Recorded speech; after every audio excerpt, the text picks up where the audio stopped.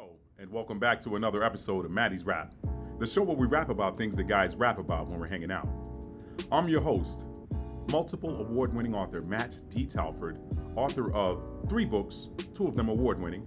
Those 2 award-winning books are From Fear to Faith, A Survivor's Story, a story which will illustrate for you how mindset can help you to overcome the absolute worst of circumstances.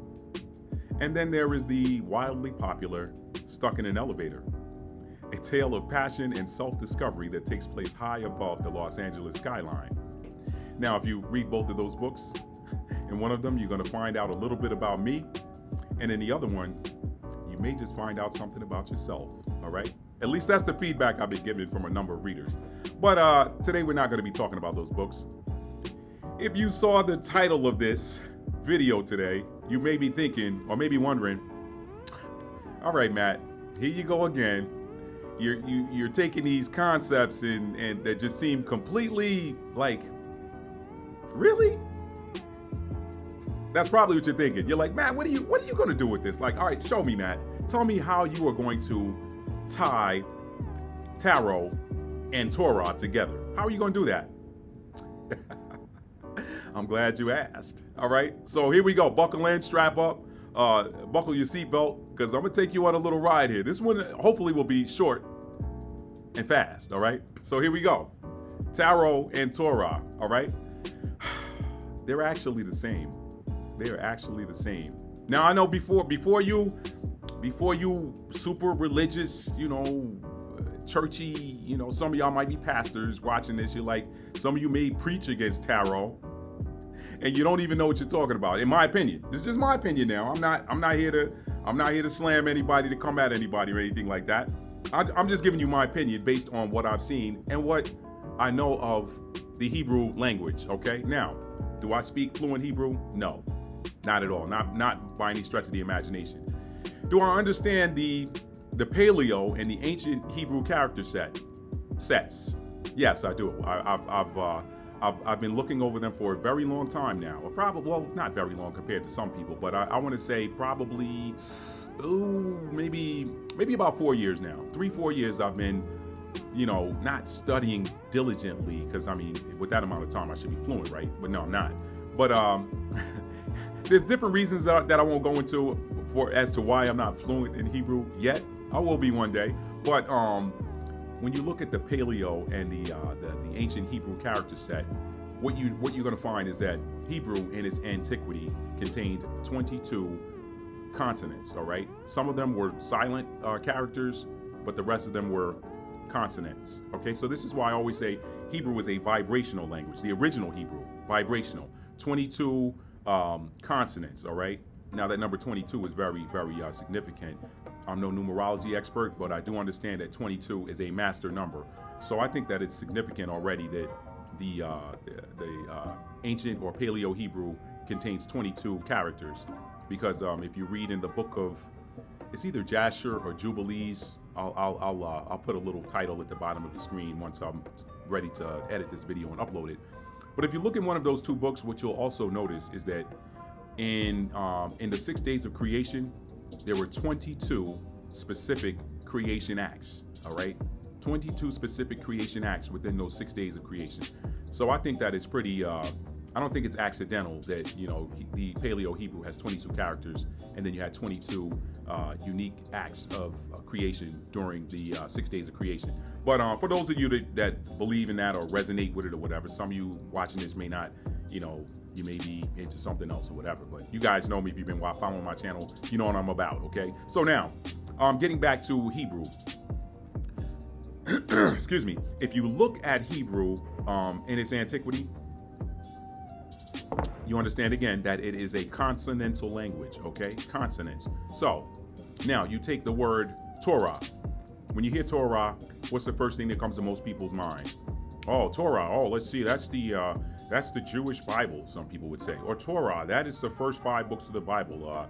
Genesis, Numbers, Exodus, Leviticus, and Deuteronomy. All of those things are, for the most part, accurate. But it's not, and some people call the Torah the law.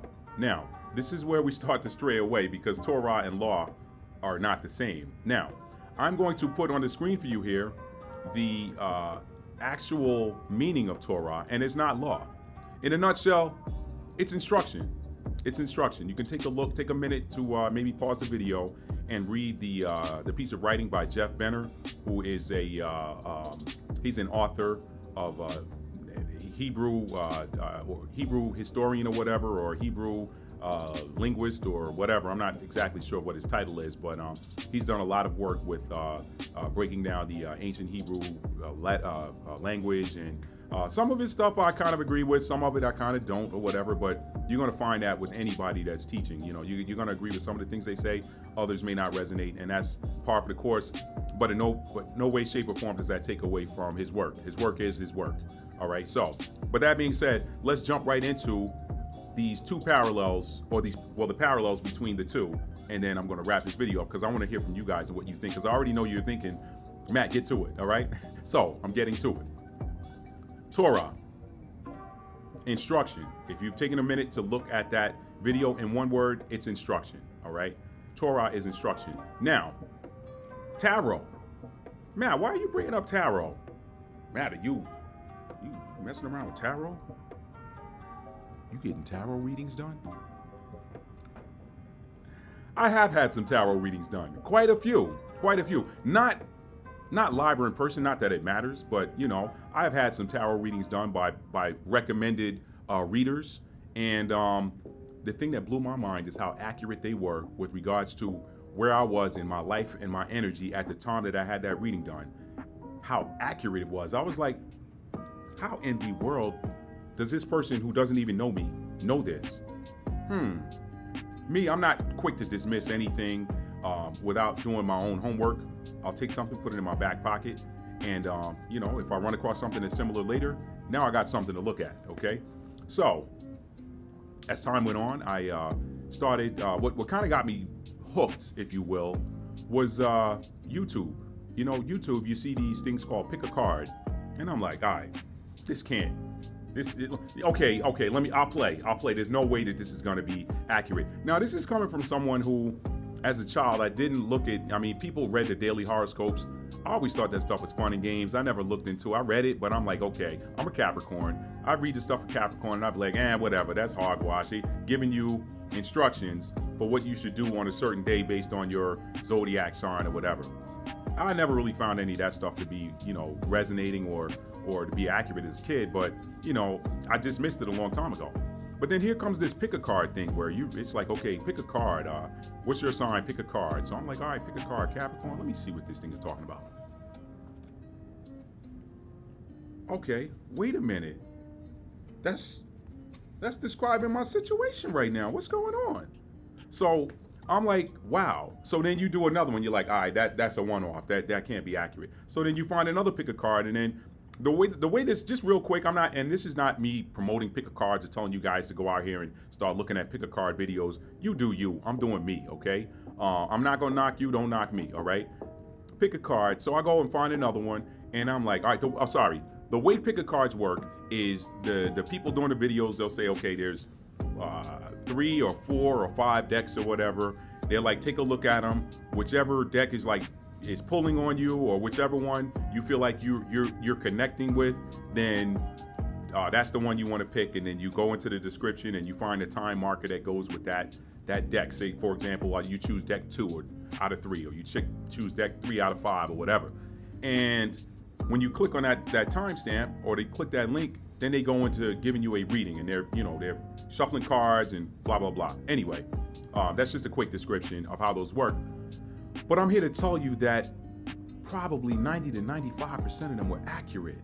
And I was just like, that can't be. And it's like giving you information for where you are in your life at the time. And you're like, all right, so man, maybe this is what I should be doing. And it honestly pulled me in. So now some of you already, I know some of you into churchianity, as one of my favorite YouTubers says, is going to demonize this already and say, oh, he pulling in, the devil got him. I'm not even going to deal with that already, okay? Because I'm past that stage in my life of like, okay, well, you said don't do this because, listen, your spirit knows Your superconscious knows what you're supposed to be doing because your superconscious is what directs you. All right, y'all take a look at my blog post that I touched on, and it actually wasn't my blog post. There was a link in that blog post. The title of that blog post is Umbrellas and French Toast. Okay, and when you read down in that article, there's a link to another article that references superconscious, subconscious, and consciousness. Okay, and then you can look at the description for that if you want. But anyway, getting back to my point. I'm getting off into the weeds. Let me get back to the script so I can get off of this. Tarot Torah. Watch this. Going back to Paleo Hebrew or ancient Hebrew, all right? We know that that's a consonantal language. So you drop the vowels out of it. Just play along for a minute. Drop the vowels, because we know that where it is right now is, European languages love emphasis on vowels. When you get into some of these Afro languages or whatever, there's more vibration in it because they don't spend as much time on the vowels. They hit the vowels and get off, whereas in European languages, they tend to focus on the vowels. They touch the consonants and lay on the vowels, okay? So we know that English, Spanish, French, Italian, all of these are, they like to lay into the vowels, but when you go down into the mother continent, you hear more of the vibration because they're hitting the consonants. I mean, the consonants are really driving, and you just hit the vowels just long enough. When you're dealing with a consonantal language, the vowels are always implied. What do I mean? You can drop the vowels out of your name and still say it, okay? For example, Matthew. The emphasis audibly is on the A and the E. Matthew, okay? You take the A and the E out, you got Matthew. It's still Matthew, but it's more vibrational now. So, getting back to Torah, drop the O and the A. What are you left with? You're left with the T sound, the R sound, and the H sound. So it's Torah, okay? Now, I'm not going to get into the etymology of the breaking down those characters in Hebrew. I could show them to you on the screen, the Paleo Hebrew, the Ta or Tha, the Ra, and the Ha, okay? Those three characters. You don't need the vowels in the middle. If you spell it with the modern Hebrew, then they put the Wa in there, or as they say, Vav. There was no V sound in the original Hebrew. There was no V at all. That's modern stuff or whatever. You want to compare it to Spain or Spanish language, where the V and the B have the same sound. Vamos, that's spelled with a V, but it's pronounced B. Vamos a la casa, coming to the house, okay? Anyway, let me get back on point. So you got the Tha, the Ra, and the Ha, okay? Now, Torah, that's Torah. Drop the O and the A, you got Torah, okay? Tarot is spelled T-A-R-O-T, okay? You drop the A and the O, that final T is not pronounced, so it's really an H. This is more of the mind games, and they say English is the language of spells because there's dual and triple meanings with words and all of these letters and sounds and all of this stuff, and we know that to be true. So anyway, let's deal with the concrete. Tarot, you got a T-A-R-O-T. The final T is actually silent. So if you drop the A and the O, you're left with the ta, da, and guess what? An H sound, or a silent H, or just an H that you get off, right? Because it's Torah, tarot. That last sound is O and A. So that H is pronounced, but you drop those letters, you got Torah. Tarot and Torah are the same word. Now watch this. If Torah means instruction, and it's the same sound and vibration as tarot, if you drop the vowels, Torah, you got instruction. The universe speaks in vibrations. It doesn't, the universe understands, the universal language understood is vibrations. It's not these playing around with vowels. It understands the consonants, the boom. Anything that's not a vowel, I'm gonna do a whole separate video breaking down how the power of the original Hebrew language was lost when the vowels were emphasized, when the vowels were inserted and then emphasized. I'm gonna do a whole nother video breaking that down. All right, and that's just wisdom. That's not coming from somebody who speaks Hebrew fluently. That's just paying attention and seeing what it is. Okay. All right. Now, I always say eye test. Use the eye test. A lot of people, oh, well, this person said, yeah, well, what do your eyes tell you? All right. What do your ears tell you? Okay. Now, so to wrap this up, if Torah and Torah are the same word without the vowels, and one means instruction guess what? The other one is instruction too. Because watch this. When someone does a tarot reading, they're essentially accessing higher realms, okay? They're accessing supernatural realms, things that can't be touched. They're giving you instruction for you from a supernatural realm. Torah was what? Instruction. The instruction came from the supernatural realm, and it was given to the children of Israel by their one of their early patriarchs, Moses. Okay? I'm not going to get into the Hebrew name of Moses, all right? And it wasn't Moshe either. It wasn't Moshe. We just talked about Paleo Hebrew and original Hebrew didn't have these vowel emphasis, okay? So it wasn't Moshe either. That makes some of y'all mad. Go check yourselves, all right? No righteous man is offended by truth. The truth offends you, examine your heart, all right? Now, so instructions given to Moses to give to the children of Israel. What's a tarot reader doing? They're accessing the higher realms and getting instruction for you and then giving it to you. It's instruction. It's the same thing. So before you demonize something that you don't understand it, okay? Understand it, because then you may find that you're not going to, there's no reason to demonize it. I know I took y'all all the way around the block to get you to the house next door, but that's what I tend to do in these videos, right? I tend to take you all the way around the block to get you to the house next door. Torah, instruction. Tarot, instruction. How do we know? We go backwards. We use Hebrew, okay? We use the original Hebrew, okay?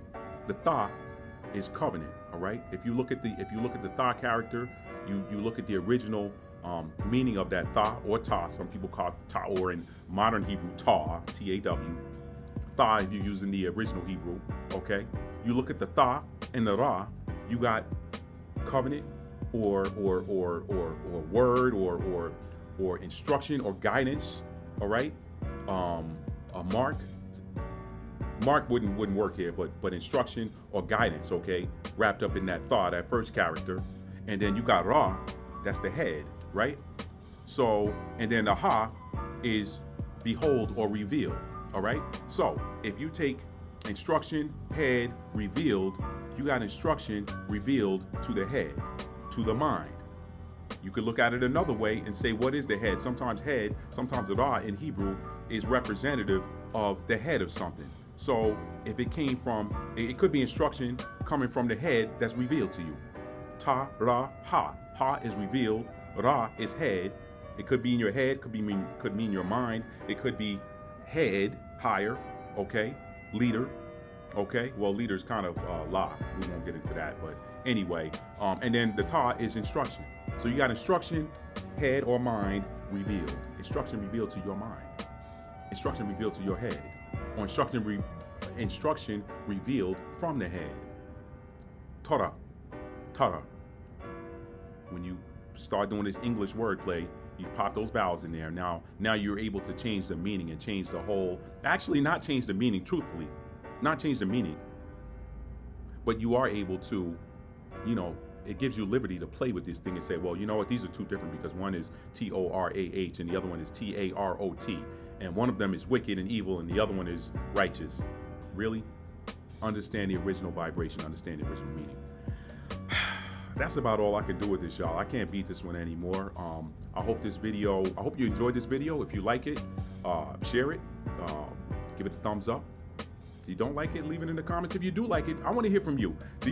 What do you guys think of the subject matter today? Do you see the link between Torah and tarot, and how they're actually the same word when you remove the westernization of them? You remove the vowels, how they're the same word.